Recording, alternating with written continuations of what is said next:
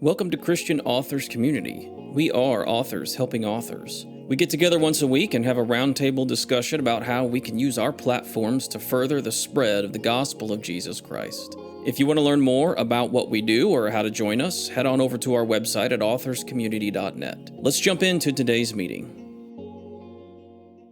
We're going to be talking about creating an email marketing automation strategy. So, what this means is I'm sure most of you, if not all of you, have heard of email marketing. Um, Basically, setting up an email list and marketing to that list of people whatever it is you want to market, whether it's your books or your blog or both, or any other products or services. So I'm not going to go into depth about setting that up or even what email marketing is too much. What I'm going to start to talk about, and I'm going to present next week as well, and we'll go a little bit more into depth, but I'm going to talk about how we can use these email marketing platforms to automate a lot of what we do in email marketing. So there are ways to set up things that will get automatically sent out on triggered events that you don't have to manually do. You can basically set up a automation and the emails will go out automatically for you. So it's a powerful strategy that you can use to engage your email list reliably without you having to do it time and time again. You set it once and you basically forget it, and it does the hard work for you. So creating an email marketing strategy. What we're going to talk about is we're going to talk about why or what email automation is and why email still matters. We're going to talk about why you should use automation in your email marketing strategy. And we're going to talk briefly about the setup and a high-level overview of maybe some of the different platforms you can use for these automation strategies. Then the bulk of the presentation is probably going to be talking through some automation series that you can create, and then we'll end with a Q&A session. So let's talk about why email still matters.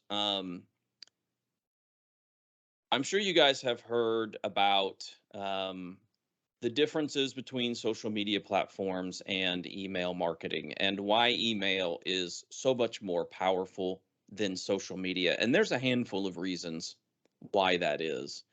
And I just put down a couple here that I could think of.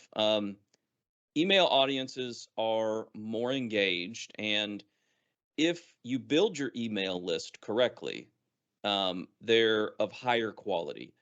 The size of your list is quite different than the size of basically your social media following. Having 2,000 Instagram followers and 2,000 email subscribers, they're just not the same thing. When you post something on social media, as we've talked about several times before, the vision or the post, how many people see that post on social media, is a very small percentage. As Gordon's talked about before, and several other people have talked about, when you post on social media, usually the way that gets seen is each one of these different platforms behave differently, but in general, they have some sort of an algorithm that takes your post and it'll push it out to a small subset of people. And then if that post performs well, then it will get pushed out to a bigger subset of people, and then even a bigger subset of people if it continues to perform well. If it doesn't perform well, it gets pushed out to a small pushed out to a small initial group of people. If it doesn't perform well, then it falls flat on its face and no one ever sees it again. So the vision of emails is different. So when you email your list of 2,000 subscribers, that immediately gets into the inbox of 2,000 people. It's not filtered by anything. There's no algorithm that says show it to these 100 people first and then the rest later. There's nothing like that going on, with the exception of maybe some spam filtering or something that may come into play. By and large, your entire list sees the email that you just sent. So there's the main difference right there. And then after people have seen the post, an even smaller percentage of people will ever interact or engage with that post in social media. But in email, those percentages are statistically higher. So the people who engage with your email, who see your email and maybe reply or take action, that is, opening or clicking on your email, is statistically higher than on social media. So that's why email still matters. It's a much more user friendly or a much higher engaged platform than social media. Both of those marketing avenues still matter, but that's why, in my opinion, email matters more. So I grabbed this little statistic here from MailMunch. They're basically a plugin email provider for WordPress, and we all know that WordPress basically runs like 80% of the websites on the internet. So they have the statistics. I can concur with these statistics by looking at my email list and Tom and I's email list through Authors Community. But basically, in other words, if you have 2,000 email subscribers, 2,000 Facebook fans, and 2,000 followers on Twitter, and you can apply that to any other platform, this is what you're going to get whenever you send out a post or an email. You're going to get about a 21% open rate on your email list. That equates to 435 people are going to open your email. Less than that, you're only going to see 120 Facebook fans that will ever see your message, let alone interact with it. And then even less than that, 40 Twitter followers will only see your message. So you could see the drop off, statistically speaking, of social media versus email. That's why email still matters. So what are we talking about when we talk about email automation? So automation is a way to create emails that reach the right people with the right message at the right time, all without you having to send an email to make that happen.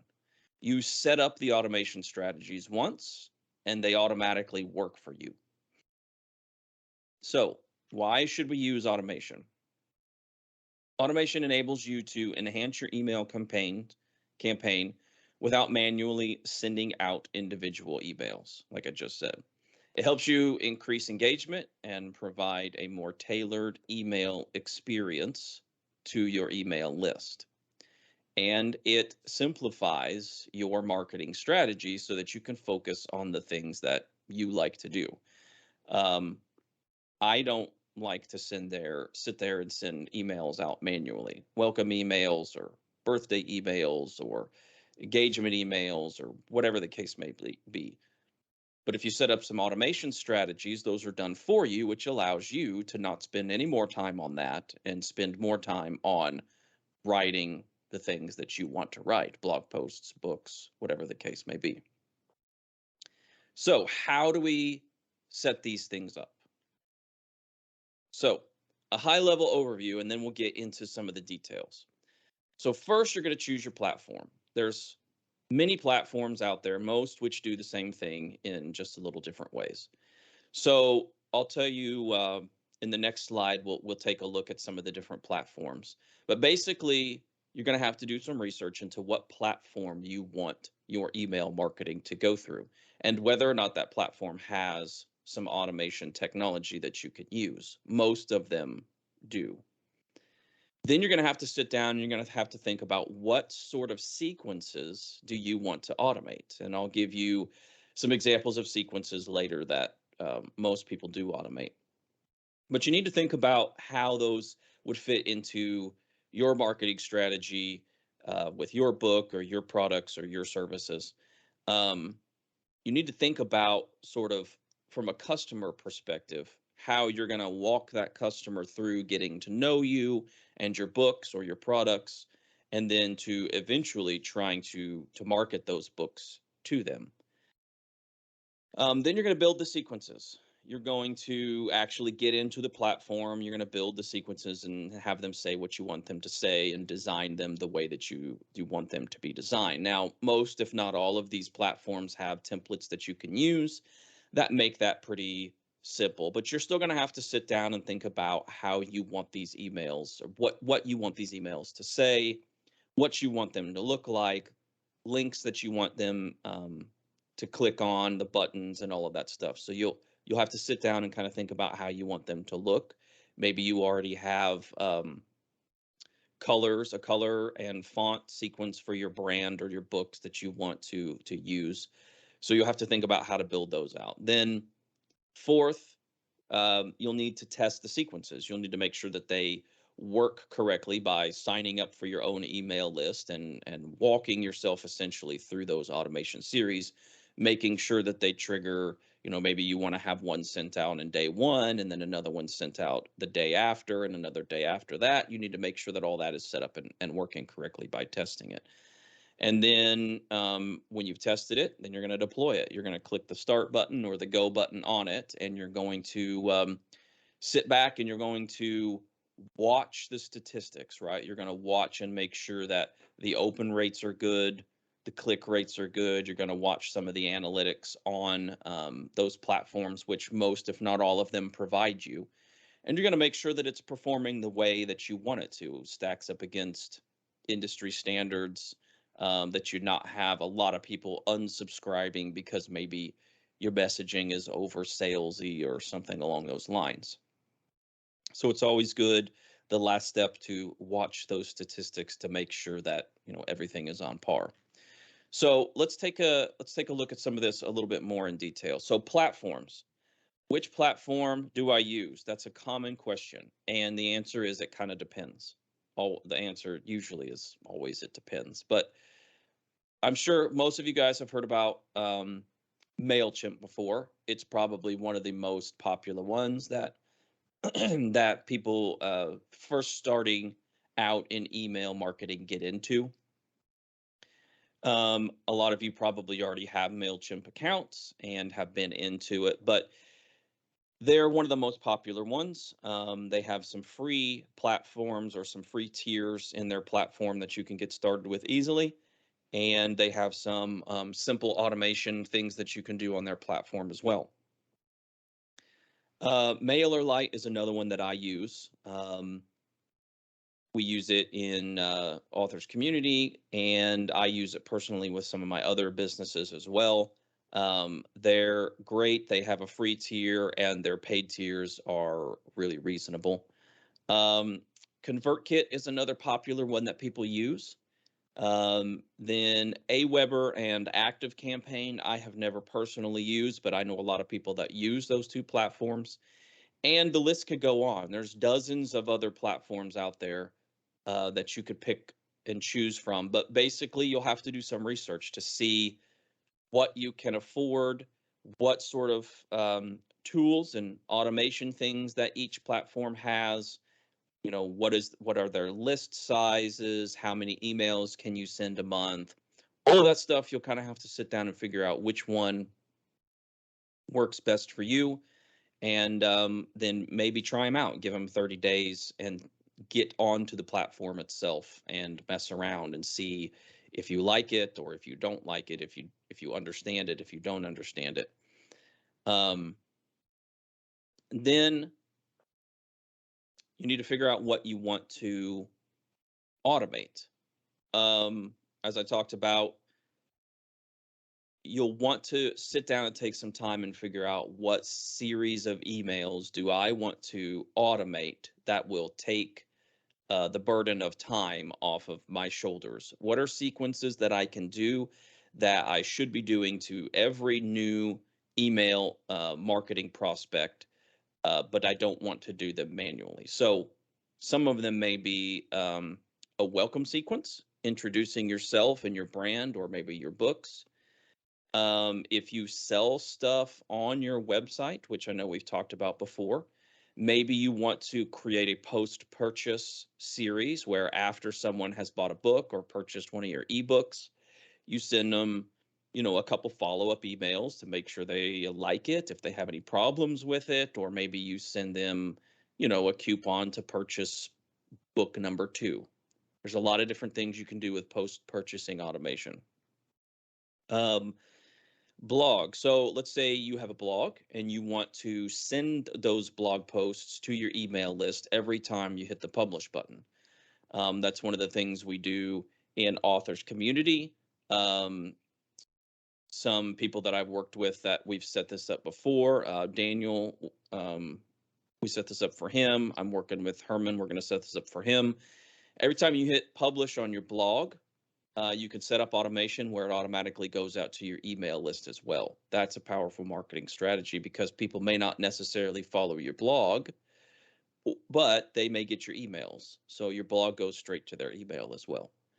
An abandoned cart series, a lot of you are probably familiar with that. If you go to a shopping store or you go to an online store and you put something in your cart, but then you have second guesses and you don't really want to buy that, maybe a couple days later, you'll get an email from that company that says, "Hey, here's a coupon code. We saw that you didn't purchase this item, but here's a coupon code." That's an abandoned cart series. And then maybe your re-engagement series where you have people on your list that haven't opened an email in 30 days. Maybe you set up a series where you want to try to re-engage them in some way. Sending them a, "Hey, how's it going?" There's a bunch of different strategies that you can use for re-engagement series. How can I pray for you? This is what I'm doing. Um, you know, Build out some re-engagement strategies that re-engage people on your list. Then, as we talked about in step 3, then you got to build the automation sequences, right? You need to design through the templates on the different platforms, add the text and the images, how you want those emails to look, add those series of emails, right? Maybe your welcome series has 3 different emails in that. So you're going to set up one, then you're going to set up the next one, and then the next one. And then you need to set up the triggers, right? So one goes out immediately when someone subscribes, and then the next trigger is 24 hours later, you're going to send out email number 2. And then 24 hours after email number 2, you send out email number 3. So you need to figure out and set up what those triggers are going to be for the different emails. Then, as I talked about, test. You need to always test them on yourself, like sign up for your own list and receive the emails and make sure they're coming through how you want them to look, and make sure the spelling and the grammar and all of that stuff is correct.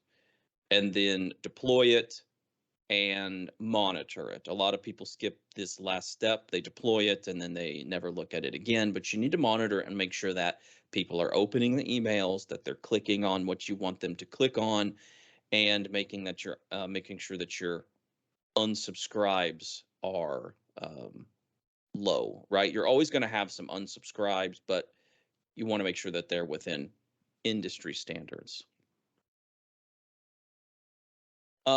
All right, so I just covered a whole lot of stuff. I'll do Q&A at the end, but before I go over some of these sequences and what we can do, does anybody have any questions on what we've covered so far? I've got one, Landon. Excuse me. Do these platforms cover the GDPR? The privacy listings and all the information that goes with that automatically, or do you have to put that in? So usually before you ever gather the email sign up, you'll have some GDPR releases on your website. And so it's covered there. Now, a lot of the platforms I have seen have some sort of a GDPR template that you can throw in at the bottom of your email or something along those lines. But I usually like to have that disclosure statement before anyone ever clicks the sign up button on my website. I've got that, listed on my website too, but I noticed that when somebody sends me an email, there's always that little fine text at the bottom that says if you want to unsubscribe or you receive this in the wrong manner or whatever, that you just click here. That's included in the platforms then, or do you have to put that in yourself? Yeah, so as far as unsubscribe, all of them have that at the bottom. All of them, well, I won't say all of them, but all of the ones that I've ever used actually require you to have that at the bottom. If you don't have that in your templates, they will actually add that for you.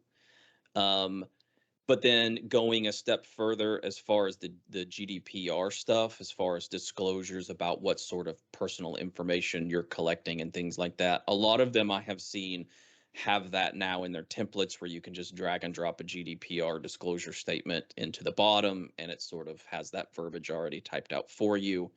But like I said, I always like to have that on my website in a disclaimer or disclosure before they ever click that sign up.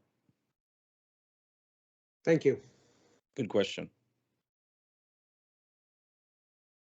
Just a couple quick ones, Landon. Number one, you showed a 21% open rate.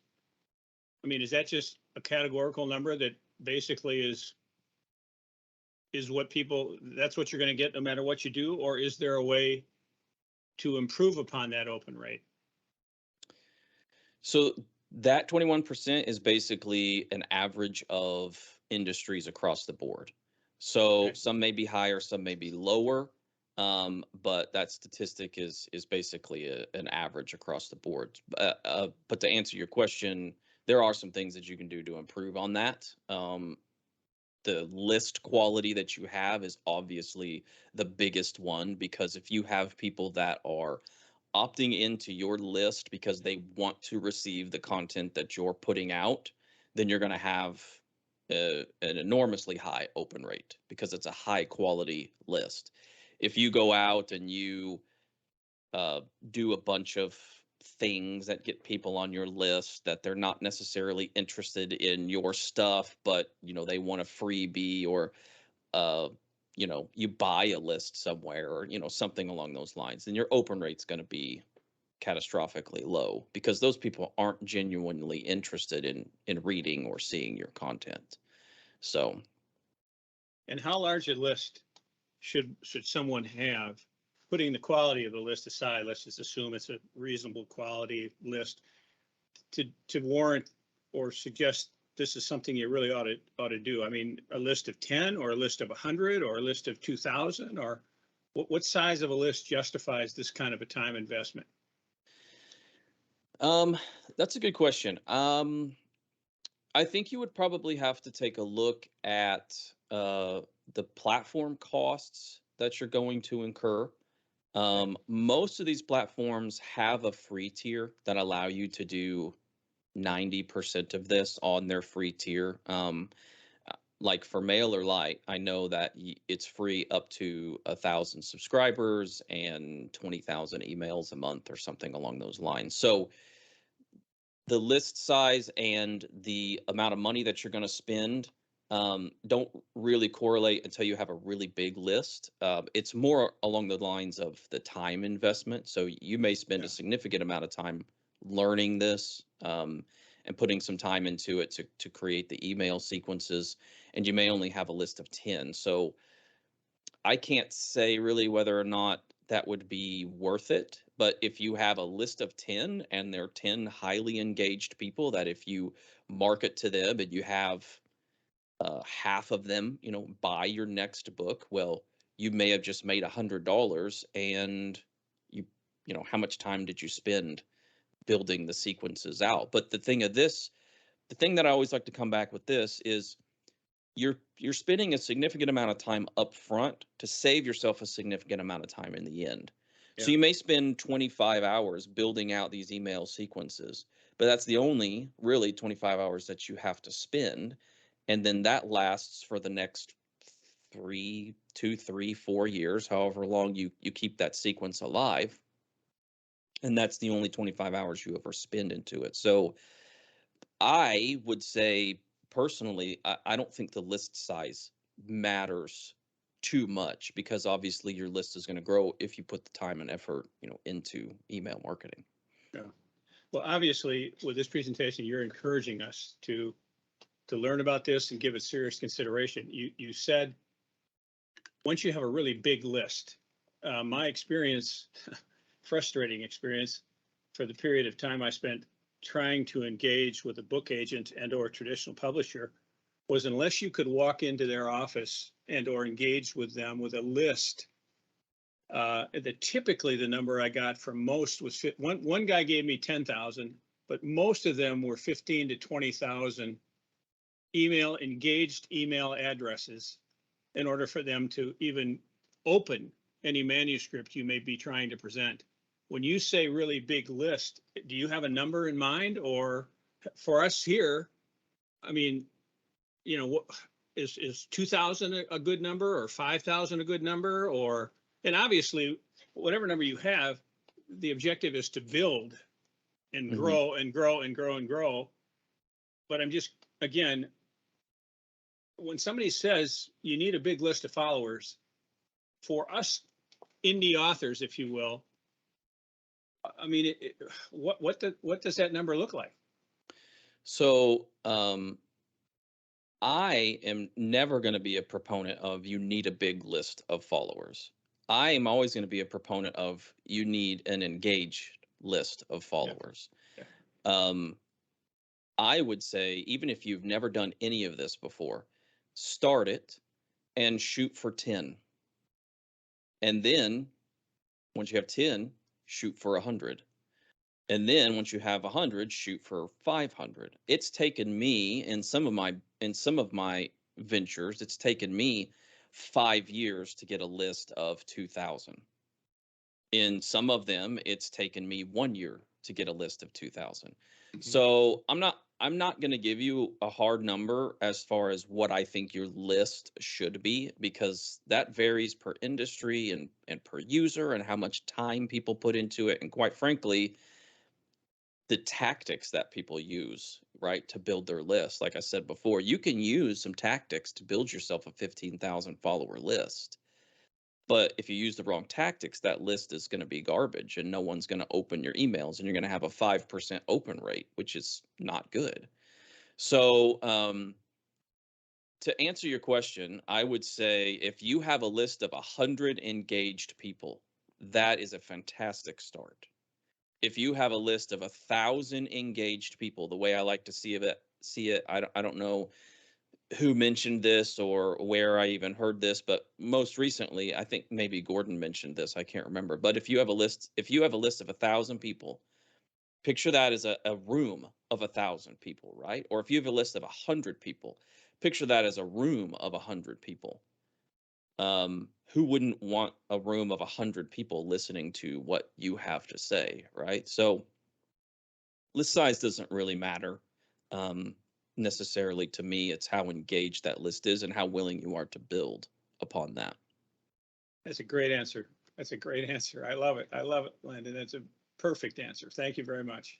Yeah, I mean, I've heard that the list of 15,000 that you're talking about with like traditional publishers and things like that. And for most people, a list of 15,000 is just incomprehensible. Like, it's so far away from what most people have right now. It's just difficult to even see or get there.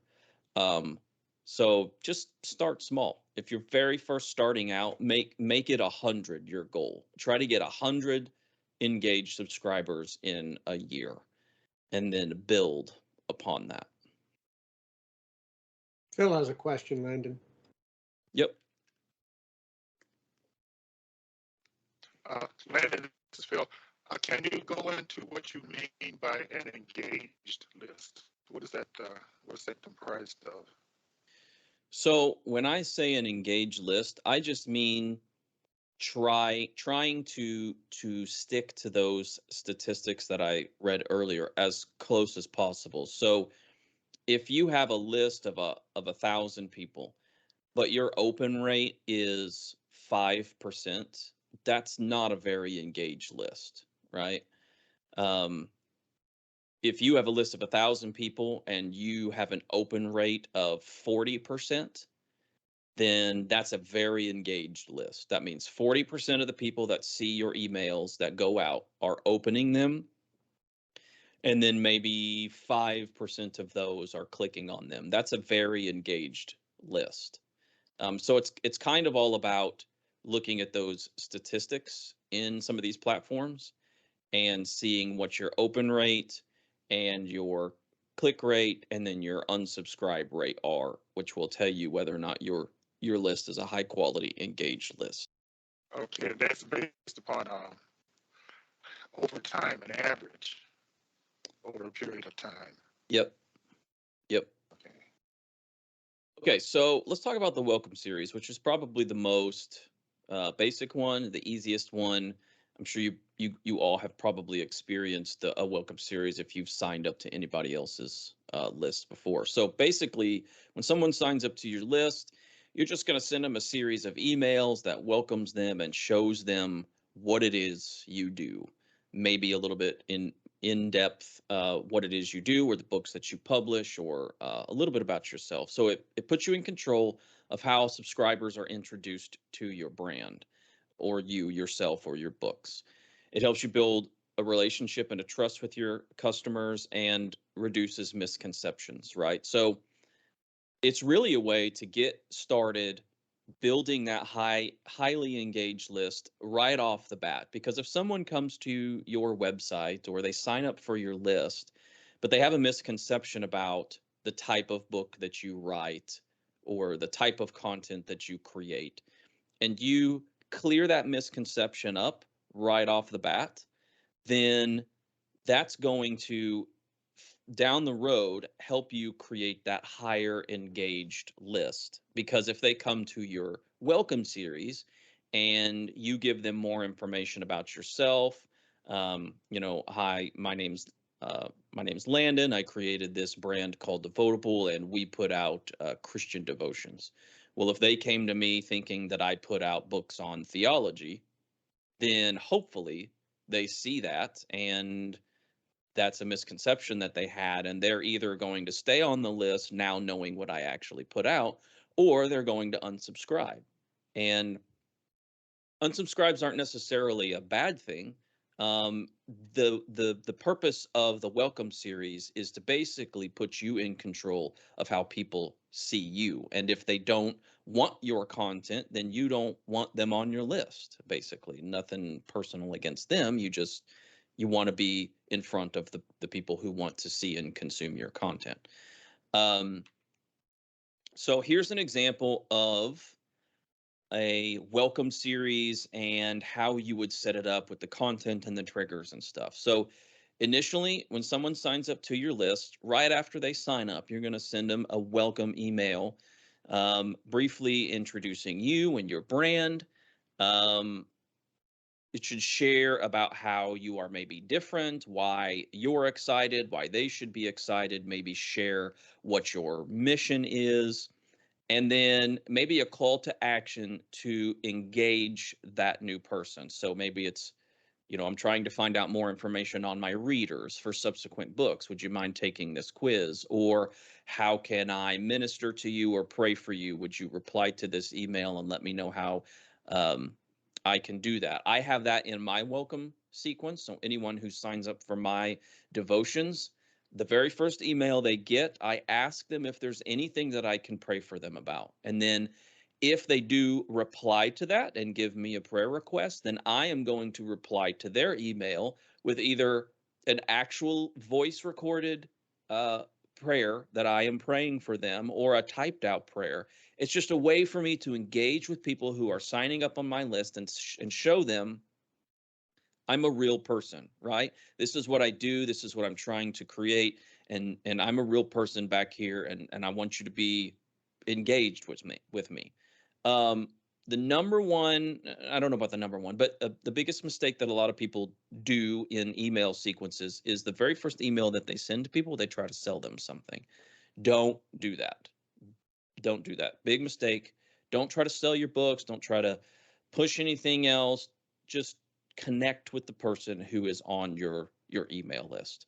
No, I'm not saying like don't try to send them to your website or an about page where they can learn more about you and then by proxy they see your books or something on that. I'm saying like don't put a cover of your book on that first email and with a button that says buy now, right? That's not a good place to start selling someone. The second email, maybe a day later, is to educate the customer or the person you're trying to connect with further about your books or your brands. Share the main problems that you are going to provide solutions to or the products that you're going to give to them. Again, not a salesy one, just informative, like, hey, um, my name is Nancy, and this is a little bit to get to know me, and I created this series, this trilogy of books called XYZ. And that's including a call to action that provides more information, possibly to a blog post or a landing page specifically crafted around a problem or a solution. Okay, so maybe you write theology books around a topic that you're passionate about. This is the problem that I'm trying to solve, and here is how I solved it. I think about, Herman and I are working together. This is a problem that people have with Christian businesses, and this is the book that I created to solve that. And here's how I solve it. So it's just more about me, more about the problem that I'm trying to solve, the business that I've created around this, or the series of books that I've created around this. Number 3, tell subscribers more about you 3 days later. Summarize the about page of your website. Tell maybe a personal story of how you got started. Again, this series is all about just connecting with the person that's signed up, getting to know you more without trying to sell them anything. You're just letting them know who you are. And then ends with maybe a call to action to read the full about page or your full bio or something like that on your website. And then number 4, which is 4 or 5 days later, this is when you can start to be a little bit more salesy in your approach, because now they've had 3 days worth of emails to sort of get to know you. Now, this could be maybe a review or a success story of someone who has read your book or taken your program, or, whatever the case may be. Share a reader's success story or a testimonial, and a call to action for more testimonials, reviews on your book. Maybe you send them, to the landing page on Amazon where they can read all the reviews. This is where you could start to introduce selling or advertising of your books in a well-crafted way. Anybody have any questions about the welcome series? That's all pretty straightforward and standard. Before I move on, anybody have any questions on that?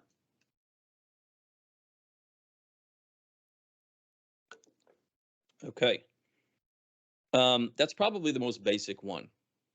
Now, here's the thing that I want you guys to keep in mind. You set that sequence up once, and you never have to send a welcome email to anybody on your list again. Now, that welcome email may change. You may go in and add or remove things as you add more books and stuff to your catalog and stuff like that. But by and large, you set it up once and it just runs. It runs every time someone signs up to your list, and you don't have to do anything. You don't have to send any more welcome emails. It just works. I've had a welcome series in my devotion stuff running for 6 years, and by and large, I haven't really changed it. It's a 4-sequence welcome series. It tells them a little bit about me, a little bit about why I created the project.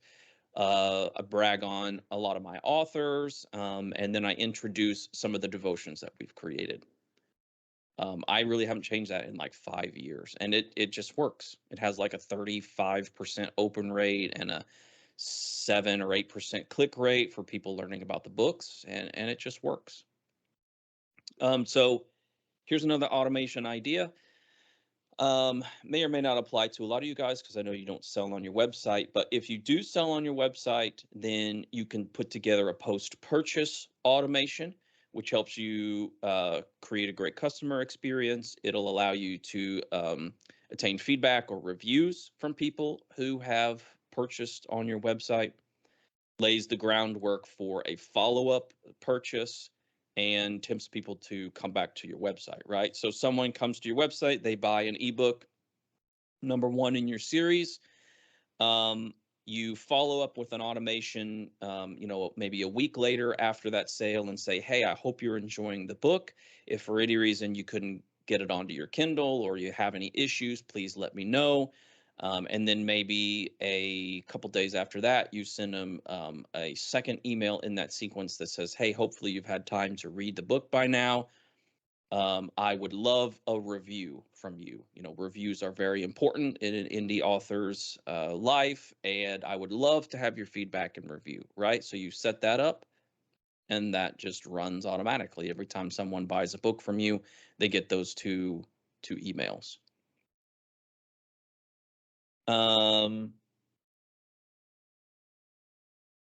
Yeah, so I just touched on this post-purchase email sequence. We'll skim through that. Another one is an abandoned cart, which again, if you're not selling on your website, isn't really that pertinent to you, but I'm sure you guys have probably already all have seen this, like I talked about earlier. You go to a website, you put something in your shopping cart, you have buyer's remorse, and you don't end up buying it. 2 days later, you get an email from that company that says, hey, we noticed you didn't check out. Here's a 10% coupon, right? So that's a perfect way to re-engage with someone on your email list if you want them to try to buy your book, right?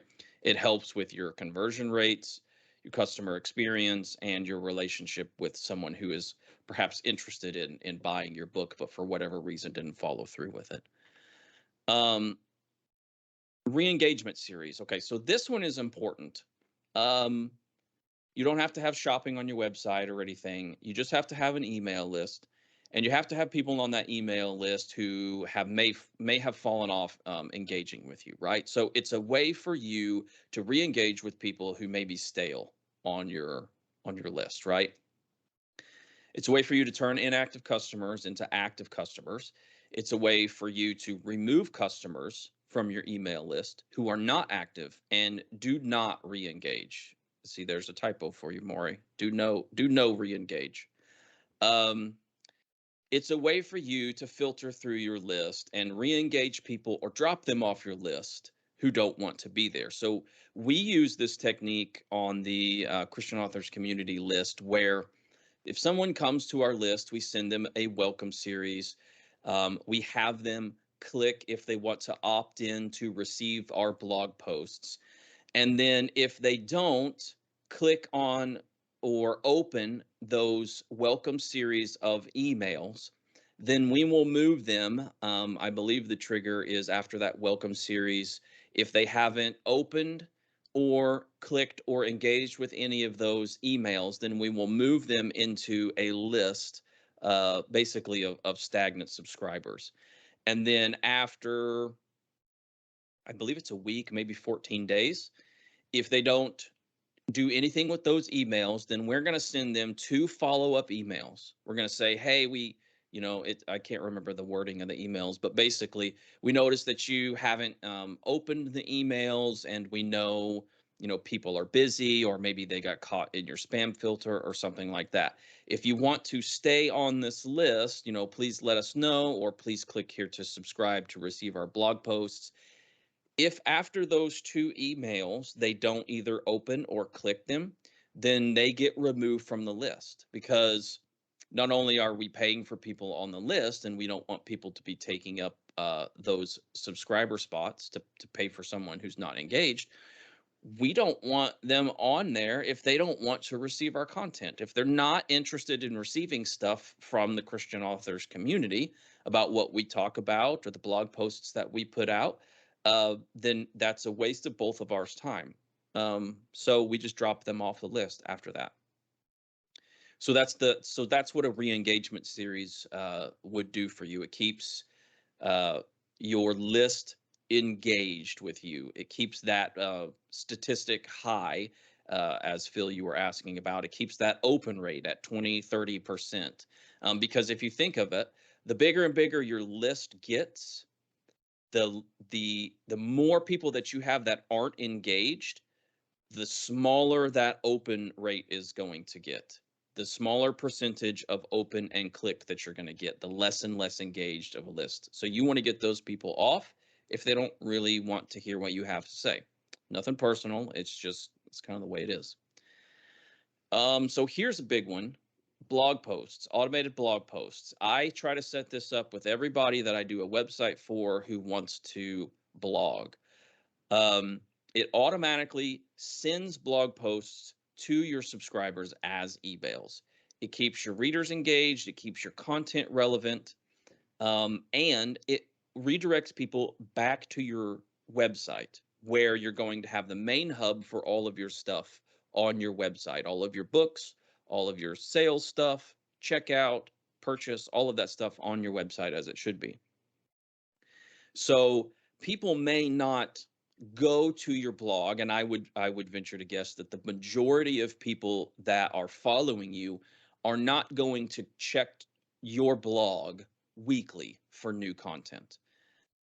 But what you do is you set up an automation that checks your blog for you. And if you have a new blog post, it's going to send an email out to everyone on your list about that new blog post. And that could be the full content of the blog, or it could be an excerpt of the blog post where people have to click it and go back to your website to read the full content. Either way works and has its pros and cons, but basically it keeps people engaged with the content that you're putting out on your blog without them having to go to your blog or check it. It puts it right in front of their eyes in their email inbox. And it's an automation. Once you set it up, you don't even have to think about it again. It just does it every time you hit publish on your blog post. And I believe this is the last one. Yeah. So the last one is taking advantage of seasons or events. Okay. So today was a prime example of an automation that we could do, right? Maury's birthday is today. So if I was going to market to Maury, I would send him a happy birthday email and wish him the best birthday that he has ever had. And then I'm going to give him a 10% discount to buy my newest devotional, right? And I set that up. If Maury wishes to give me his birthday, then I have that piece of data on him, and I can set up an automation that does that every single year. And I don't even have to think about it. Easy, done. Think about holidays, think about length of contact, right? So your personal anniversary with whoever this contact is, 1 month, 6 month, 1 year. And then set up automations for your new books. If you create a new book, you can create a 3-part automation series for that book. And then you could send it out to your entire list, and you can set new subscribers up to receive that maybe 1 month after they're subscribing, right? So seasons, events, personal events, all of that stuff, Christmas, Thanksgiving, all of those holidays, you can set up automations for, set them and forget them. That's the power of automating this stuff. So you have all of these things that you can set up, all of these series of automated events that you can set up, that it may take you 20, 30, 40 hours up front to work all of this out and get all these emails set up. But then now you have someone comes into your list and you have a welcome series, which is 4 emails, which keeps them engaged for a week. Then you have some other events or seasonal events that may be 7 to 10 additional emails throughout the year that keeps them engaged. Now you're sending them a blog post, which if you do that once a week or once every 2 weeks, or maybe it's once a month, they're getting an email. So now you've got 30, 40, 50 emails throughout the year that you're sending this person. That's organic, that's automatic, that you don't really even have to touch. And it keeps you relevant in their inbox, your name, which is just more opportunity for you to connect with them, let them know what you're doing, make book sales, make those relationships with different people, all because you did the work up front and now it's paying dividends in the end. So anyway, I hope that has helped you guys. I know I took a lot of time in this presentation. We only have about 8 minutes left, but if you guys have any additional questions on this, I'd be more than happy to answer. And then in next week, just to give you a preview, I'm going to go a little bit more in depth into the platform that I like to use to set some of these sequences up, to see how you practically implement this stuff on the backside, to show you how that works, and how we've set some of this stuff up for Christian authors community, and get into a little bit more of the details next week. But does anybody have any questions? Yeah, Craig. Hi, Landon. Thank you. My question is there any way that you could cross over into texting instead of email? Because I have a lot of connections, probably 150 connections that are reliable, but they're texting now. Is there a system to be able to do that, or do I just need to convert them over from texting to email? Give me your email address. I want to do this on the email side of things. What do you think about that? Yeah, so great question. There are a lot of services that allow you to do that now. I believe ConvertKit has the option to do that, but a lot of services are starting to add that into their platforms that will allow you to do basically the same thing in a more simplistic manner via text. So yes, the answer to your question is yes, that is becoming more and more easy to do. Not all of the platforms are going to offer that, but that would be what you would want to look for, like in your discovery phase when you're looking at different platforms, to see if they have some sort of texting engagement and automation that you can do. Thank you. That makes sense. Yep. So how do you grow your list?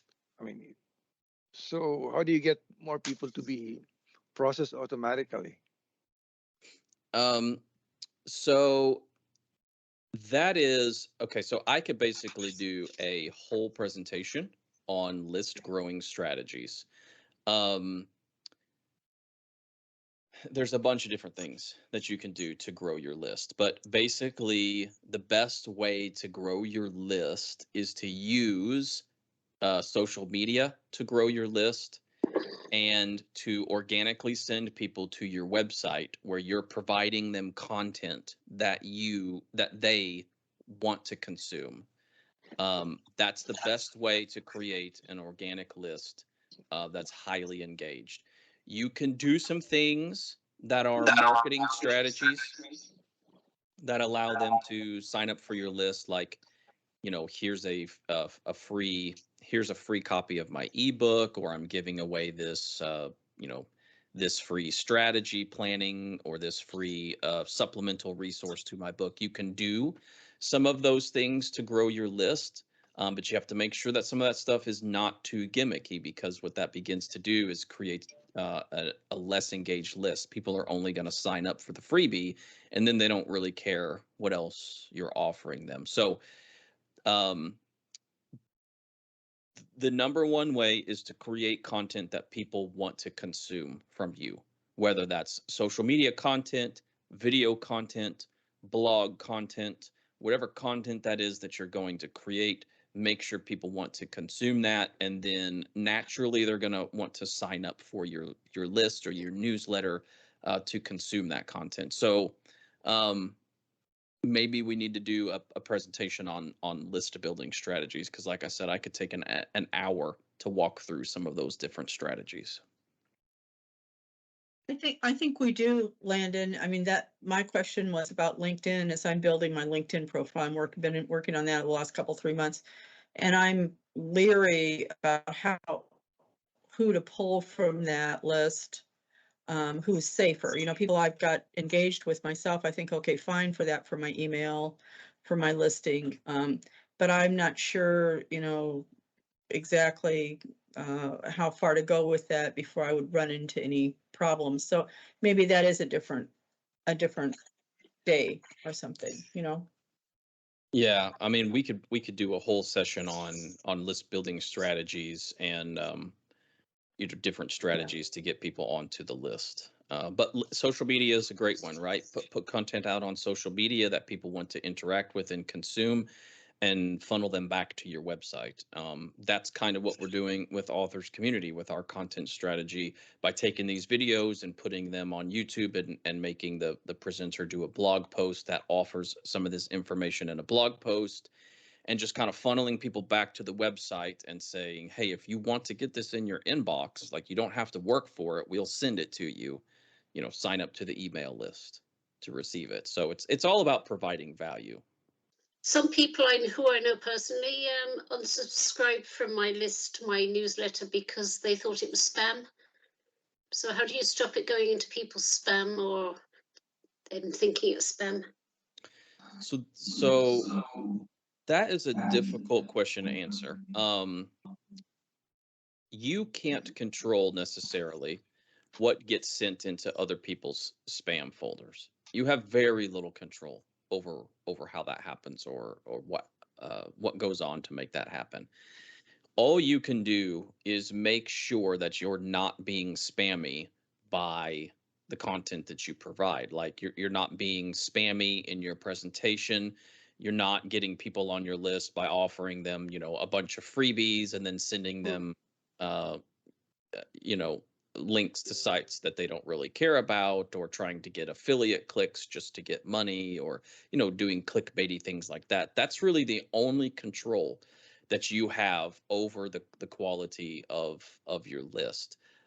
There's very little that you can do on the other person's side to prevent your thing from going, into spam. Now, the one thing that I don't know a whole lot about this, I don't know a whole lot about how this happens, but different email providers can they can get a reputation for having a lot of spammers, having just not a whole lot of good quality content or content creators on their platforms, and so that can affect your open rate. You can get blacklisted by doing some of that stuff. But if you choose a email marketing platform that is well known, has a good reputation, is not some sort of fly by night, I guess, for the lack of a better term, provider, you're not really going to run into that issue. And then so it's just a matter of you creating the content that you can, and hoping, people, it doesn't go into their spam folder. So I know that's not a very good answer to your question, but you have very little control over what spam policies and filters people have on their side of things, unfortunately. I'm just using the free MailChimp one, and the trouble is, when they tried to resubscribe, they couldn't. So why couldn't they resubscribe? Was there like, I think because they had chosen to unsubscribe, and I couldn't add them again, because I think a lot of them were ones that I had added. I'd asked their permission to add them, their email, and I'd added them on myself.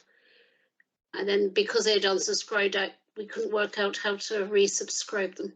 So in your email list, if you have people that have unsubscribed, you can go in. So like, if they've unsubscribed, they stay on your list as unsubscribed. And so I believe the way MailChimp works is they won't let someone resubscribe to your list, or they won't let you resubscribe them to your list if they've unsubscribed. So I think what you may need to do is go in and actually remove them from your list completely. Yes. And then they may be able to re-sign up and receive that. I don't know of why they wouldn't be able to resubscribe if they've been completely removed from your list. So all I've done now with about just 3 people is when I send myself a test email before I put the main thing out, I send them on my test email. So that's the only way around it. Yeah, I would go into your list and make sure that they've been completely removed, not just marked as unsubscribed. And then that should allow them to resubscribe. Right. Otherwise, It's probably just a matter of contacting MailChimp and asking them how to resolve that. Yeah. Okay, thank you. Landon, that was great stuff, sir. Thank you. And I can tell you that in July, I'm going to be doing a session on the results of the automatic campaigns that you and I are doing, and show people what can be done, because it's pretty phenomenal. So, all right, everybody, have a great day, great weekend. And I will not see you next week. I'll be traveling, but I will see you after that. Thank you so much for joining us today. If this topic has helped you out in any way, we'd love for you to take just a second and leave us a comment or leave us a thumbs up on the video. It really goes a long way in helping us and helping the YouTube algorithm know that this is valuable content and to share it to other people. If you want to learn more about Christian Authors Community, we would encourage you to visit our website at authorscommunity.net. We hope that you guys have a wonderful day.